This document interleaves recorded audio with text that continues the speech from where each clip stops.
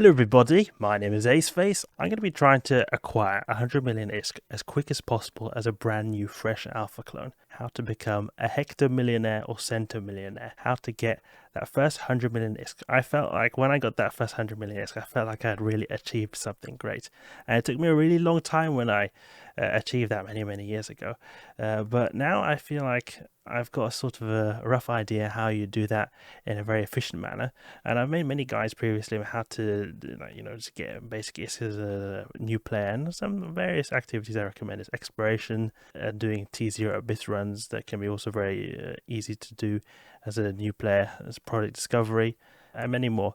The thing I would think is the go-to method if you want to get the ISK as quickly and as fast as possible as a brand new fresh character is actually doing exploration. The reason is because you can really hit jackpots doing exploration. You go around, look for these uncharted relic sites, these like relics, like ancient ruins, you could say, and you hack them and you can open these like treasure chests. If you hack them and get some good jackpots, you can get like 100 million ISK in no time. It really depends on your luck. So sometimes it can take a bit longer, sometimes it can take a little bit less time. But I think for someone who's brand new with as little skills as possible, like very basic ships, the investment is very little to get into exploration, so that's what we're going to be getting into straight away. So what I would do is, if I was to pick a race to optimally do this, I'd probably do Kaldari. The reason is because I'll be able to use the Heron. The Heron is a pretty good all-round exploration ship because it's got lots of mid slots, enabling it to have a decent amount of tank and also a lot of able to have the relic and data analyzers simultaneously. So we'll just take any race. And then another reason is because we'll be spawning close to Jita, so it'll allow us to just get to Jita as quick as possible. The best trade hub in Eve, basically, for prices. Okay, let's just press spacebar here. The first thing, though, I will do before we even get into exploration to begin with is we need some basics to be able to get our exploration frigate. So what we'll do is just skip the tutorial because we don't need to do this. But what we will do is do the career agents, because the career agents, they can give you some basic ships and money to be able to acquire that first proper exploration frigate. So we'll go here in the agency tab and look for the agents and missions tab, career agents. Okay, great. Now we will go to the exploration one, will probably be the starter, and we'll see how much ISK we have after we do that. Explorer, exactly, a set destination, and go there. We could have also done the previous tutorial and get some basic ISK, but I think that these career agents are usually a bit better. The career agents, you can think of it as just some basic missions that you can only do once. Normal missions in EVE Online, you can do them many times, but the career agents, they're like just basic missions that you do once and give exceptionally high rewards for what the kind of effort they require, and they also are more like a sort of like mission slash tutorial at the same time, because they give you a sort of a more in-depth walkthrough compared to other kinds of missions which don't give you any walkthrough because they sort of assume you know everything from the get-go. So we'll go there. I unfortunately unlocked that by accident.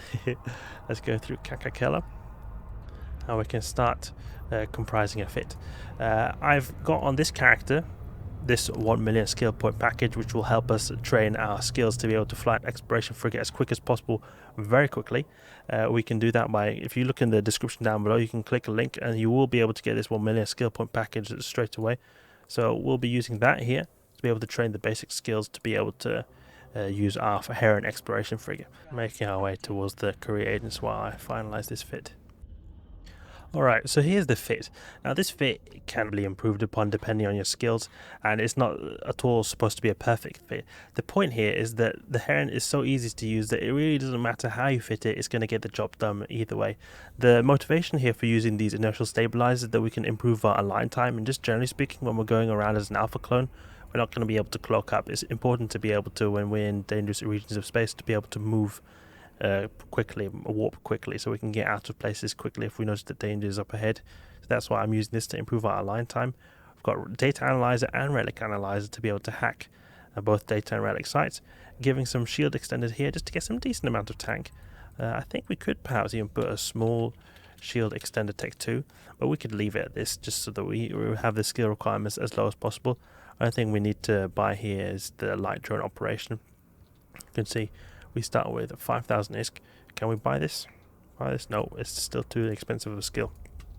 So we'll get started with the career agent. Exploration. Okay, accept. proof of discovery. You can see we already get some decent cash here. Okay, we'll undock and warp to the location to get some proof of discovery, because it wants us to just warp to a location. So it's teaching us just here how to just do basic warps. So it's telling me we need to go to the anomaly training site. We can find this in the probe scanner, floating, and just exit this. No, we don't want to do that. We want to find probe scanner and anomaly training. Let's go there and quickly get our proof of discovery. We just show them that we discovered this anomaly. Anomalies are signatures that, like exploration, quote-unquote exploration signatures, but you don't have to scan them down, you just find them straight away. So here we go, we've got the cargo container right here. They've really improved upon the Korea agent's appearance. They've got the massive asteroids that they never used to have before. Okay, I'll get that trading container. What could this be? Looks a lot like a ruin. The ones you hack with the relic sites.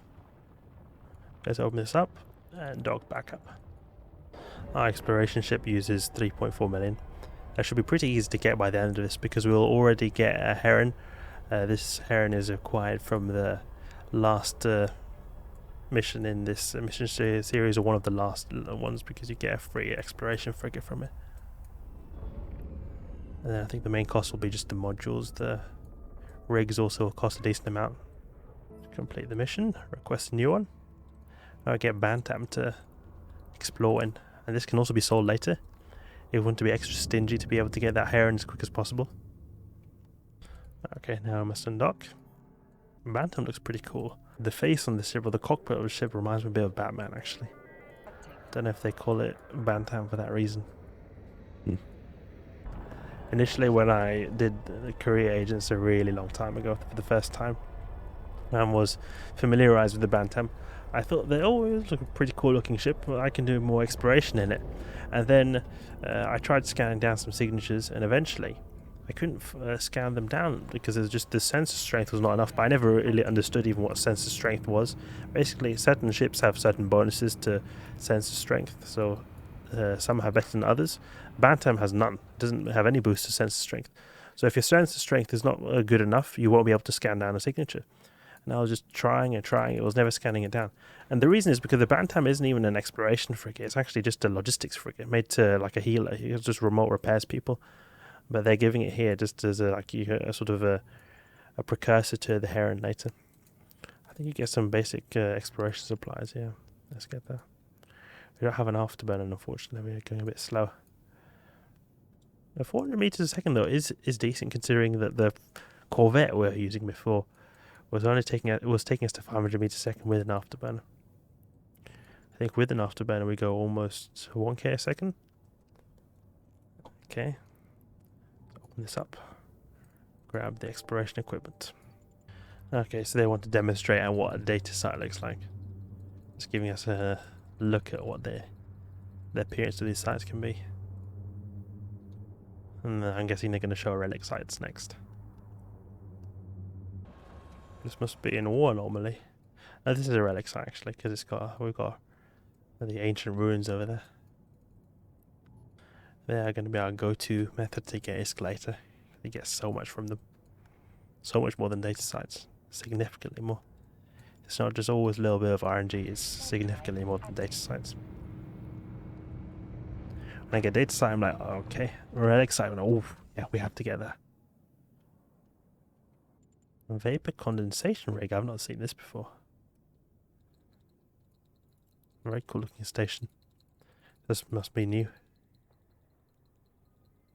Okay, now I can dock up. Let's check what is the most expensive part of this ship. The rigs are decently expensive. What about these low slots? Oh, those inertial stabilizers. Yeah, they're causing a bit of a problem in terms of the price. We could perhaps downgrade these to tech ones. Inertial stabilizers, type Ds. Yeah, 4.99, perfect. So we'll go for that. Makes it quite a bit cheaper. We could also perhaps put a gravity capacitor upgrade. It makes our ship scan better. Complete mission. Okay, great. We're now at 500,000. 0.5% of the way there. They want us to retrieve data. So we're going to have to equip the data analyzer. Just equip everything while we're at it. Okay, so you're going to want to launch these probes and look for the data sites. Usually start with 8 AU, but you can also start with 4 if you're good at knowing where they are. I think if you start with 4, you can keep the scan bubble around the planetary bodies. And here we've got a data site. It's very simple. You just have the spread formation. There's different types of formations, but I just like having the big bubble. You can just make the scan size smaller.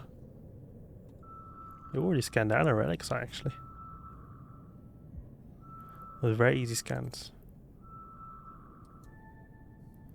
Data training. Let's go there. Real cool. Probes and reload. You always need 8 probes at a time. I prefer to actually have 16 or more, because these probes automatically reload if you launch them into space. Ooh, we've got different skybugs as well. Let's go toward that data training center. Let's start hacking this. Oh, this is so easy that you barely have to think. You just click boxes until you find a system core and double click, and then you've completed the scan. When you get more advanced hacks later where the grid is a lot bigger, then you can have more like antiviruses and various different types of pop-ups that can damage your hack or make it harder to hack. It'll be a bit more self-explanatory later when we encounter more difficult hacks. But this was just so easy that you just have to click until you find a system core. The point of hacking is just you have to destroy the system core, and you destroy it by just clicking on it, and you have to sort of uncover its location. Complete the mission. Request a new one. It's basically the same, just as a relic site. And we have in fact already scanned it down. So we can look in the probe scanner tab, we can find the relic site straight away and warp to it. There we go, relic training. See, we're almost at 1 million ISKs, almost 1% of the way there. Not really, because we have to spend 3 million on our ship. Oh, really cool looking vortex. You don't usually see these in New Eden. Okay, we've got the system core straight away. Like, this is the system core, the one with the X. Just double click it, or just click as many times as you need to destroy it. Another thinking is a tool required in these basic hacks. When we come to more difficult ones later, then we'll have to discuss tactics, but right now, just click until you win in the career agents. Okay, we've got an asteroid in the way, so we'll probably want to move a little bit to the side. Stop, because I can't continue warping when I've got this big massive asteroid in the way.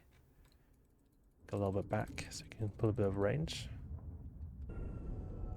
Turn off this camera shake. It's way too much shaking for my liking. Makes me feel a bit nauseous. There's too much shaking on the screen.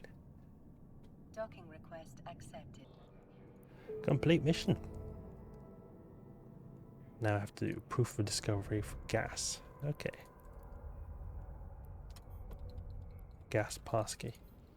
You're gonna have to find a gas site. A gas site is a type of site where you can encounter gas clouds, and you can grab them with the gas cloud harvesters.